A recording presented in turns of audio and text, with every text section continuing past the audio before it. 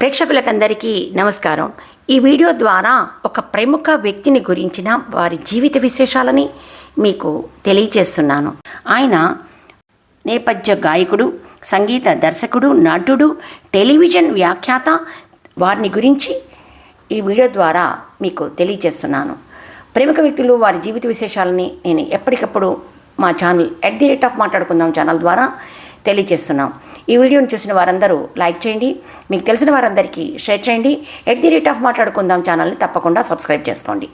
SP Balasubrahmanyam గారు 1946 June నెల 4వ తేదీన నెల్లూరు జిల్లాలోని కోనేటమ్మపేట అనే గ్రామంలో సాంబమూర్తి శకుంతలమ్మ దంపతులకు జన్మించారు.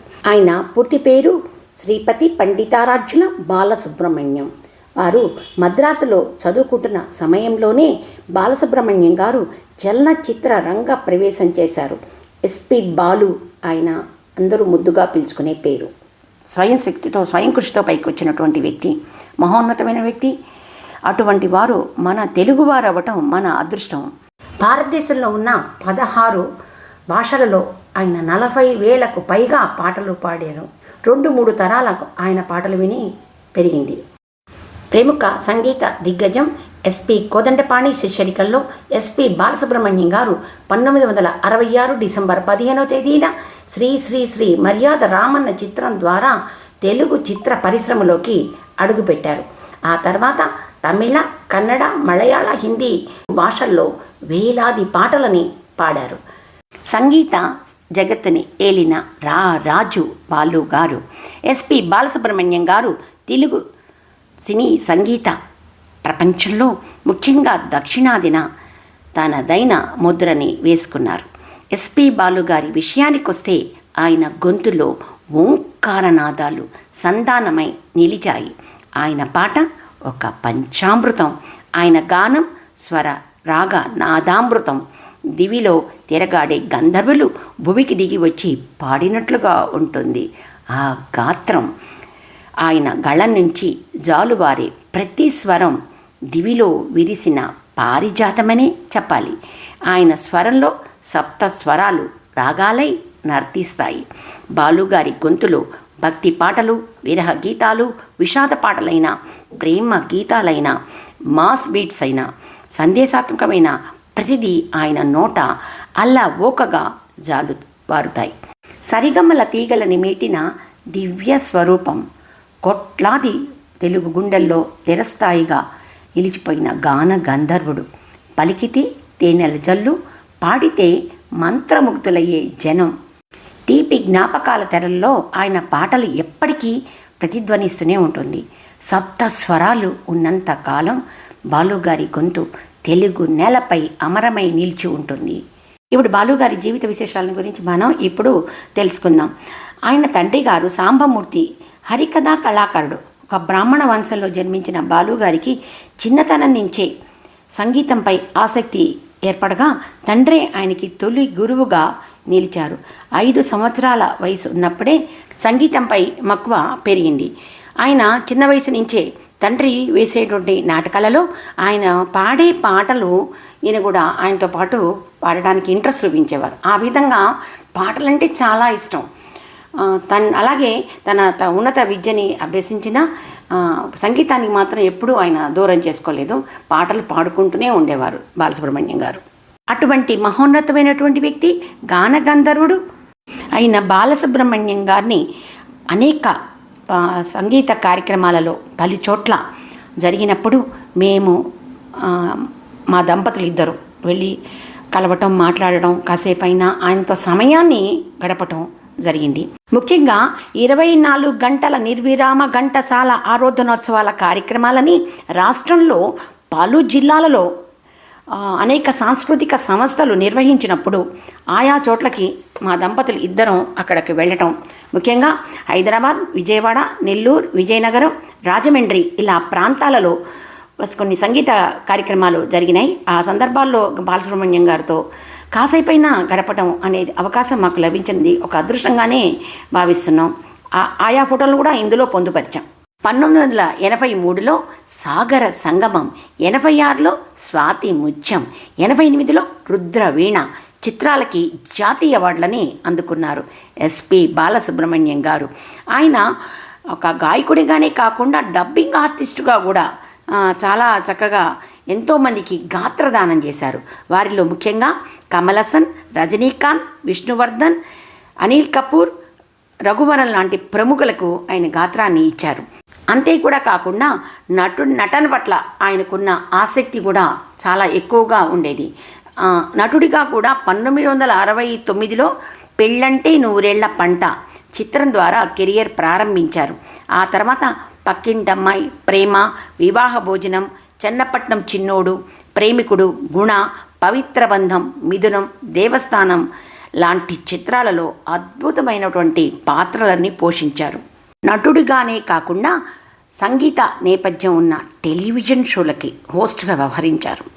40 ఏళ్ల సినీ ప్రస్థానంలో 40,000 పాటలని 11 భాషలలో పాడి 40 సినిమాలకి సంగీత దర్శకత్వం వహించి ప్రపంచంలోనే ఒక అరుదైన రికార్డుని సృష్టించారు. తెలుగు, తమిళ కాకుండా కన్నడలో కూడా ఆయన పాడిన పాటలకి జాతీయ పురస్కారాలు లభించాయి. సంగీత దర్శకుడిగా ఆయా విభాగాలలో ఆంధ్రప్రదేశ్ ప్రభుత్వం నుంచి నంది పురస్కారాలని 29 సార్లు అందుకున్న బహుముఖ ప్రజ్ఞాశాలి ఈ గాన గంధర్వుడు. బాలసుబ్రహ్మణ్యం గారు ఎన్నో రికార్డులను సృష్టించడంతో పాటు అవార్డులను కూడా సాధించుకున్నారు.